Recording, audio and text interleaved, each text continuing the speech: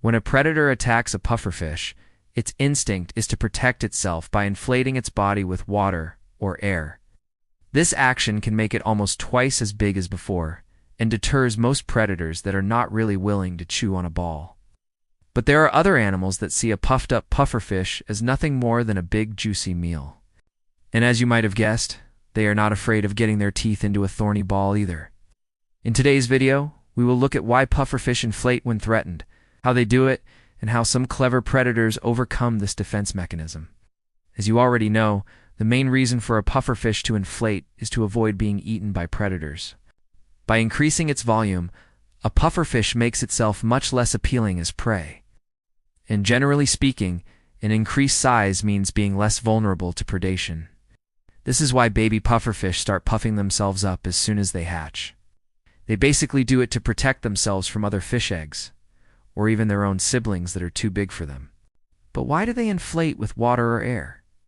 Well, if you think about it, it makes sense to fill your stomach with water rather than air, because water is denser. So you get more protection for less weight. However, you may have noticed that pufferfish don't actually inflate with water, but with a fluid that also contains a lot of air. And this is so that they can deflate quickly when needed. If they could only deflate by expelling the water out of their mouths and gills, it would take way too long for them to return to their original size. But thanks to the air in their inflatable sacs, they can deflate almost instantly, which is necessary for them to be able to puff up again when needed. Because if a pufferfish can't inflate when threatened, it gets eaten. It's as simple as that. As you can imagine, all that water or air has to go somewhere. And so, pufferfish have special sacs inside their bodies where they store it. These are located near their digestive system and are lined with tiny air cells that expand when the fish takes water into its mouth and gullet. When threatened, the fish closes its mouth and uses its throat muscles to force the fluid from the sacs back into its body, expanding its belly. At the same time, it straightens its spine to increase its length and puffs up its cheeks. The whole process takes less than a minute. And although puffing up is an effective defense mechanism against most predators, some animals are not deterred by it at all. These include sharks, large fish like tuna, marine mammals like sea turtles, and surprisingly, some species of pufferfish. Yes, pufferfish can actually puncture each other's swim bladders and eat the insides. They usually do this to other pufferfish that are smaller than them.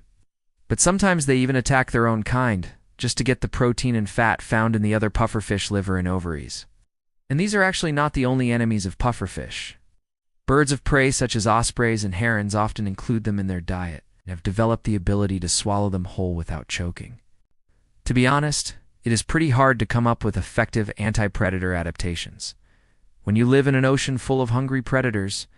And unfortunately, puffers can't just keep puffing themselves up forever. If they do, eventually their skin will tear and they will die. This is why they deflate after a while. But by that time, the danger usually passes and they get to live another day. Now you know why pufferfish inflate when threatened. You know any obscure nature facts? Feel free to share them in the comments section below. I value your support and I hope you learned something new. See you next time.